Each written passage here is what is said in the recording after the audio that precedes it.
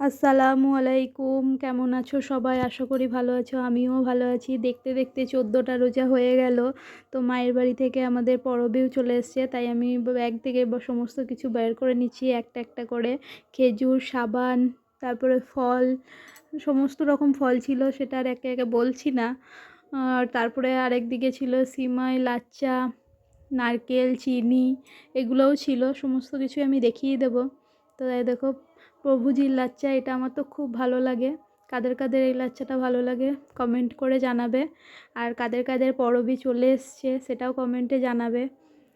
আর একটা শাড়িও দিয়েছে আমাকে পরবে, তো সেটাও দেখিয়ে দিচ্ছি, তোমাদের কেমন লাগছে বলবে কমেন্টে। আর কাদের কাদের অলরেডি চলে এসছে সেটাও বলবে। আর আমার ভিডিওটা কেমন লাগলো সেটা কমেন্টে জানাবে। আশা করি লাইক, কমেন্ট, শেয়ার করে দেবে। আর আমার পেজটা ফলো করে দিও প্লিজ। Thank you.